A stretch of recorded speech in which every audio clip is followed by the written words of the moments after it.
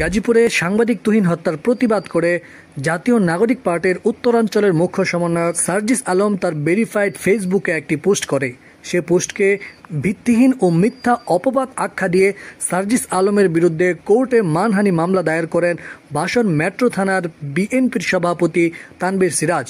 এ নিয়ে তানভীর সিরাজ গণমাধ্যমের সাথেও কথা বলেন। গত 7 আগস্ট রাত্রে আনুমানিক 8টার দিকে বাসন থানাধীন মসজিদ মার্কেটে একটি হত্যাকাণ্ড ঘটনা ঘটে। সেই হত্যাকাণ্ডের ঘটনা এবং জয়দুপুরে এক সাংবাদিককে থেতলিয়ে দিছে। সেই ঘটনার প্রেক্ষিতে এনসিপির মুখ্য সমন্বয়ক উত্তরাঞ্চলের সার্জিস আলম তার ফেসবুক স্ট্যাটাসে 10টা 2-এ একটি ফেসবুকে পোস্ট করেন যে বিএনপির এক চাঁদাবাজি নেতাকর্মীদের কারণে এই হত্যাকাণ্ডটি ঘটেছে। কোনো ধরনের যাচাই বাছাই না করে, পুলিশের কোনো জবানবন্দি না নিয়ে সে বিভিন্ন সময় বিভিন্নভাবে, আপনারা জানেন জাতীয়তাবাদী দল বিএনপি একটি বাংলাদেশের সবচেয়ে বৃহৎ সংগঠন।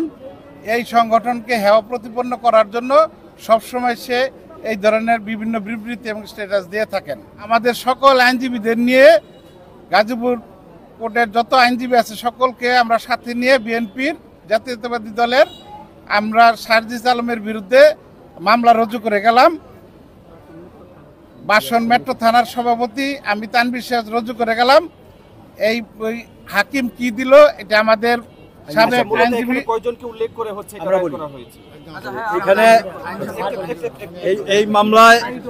যেহেতু এটা ফেসবুকে সার্জিস আলম একাই স্ট্যাটাস দিয়েছেন, আমরা সার্জিস আলমকে একজনকেই এই মোকদ্দমায় আসামি করেছি।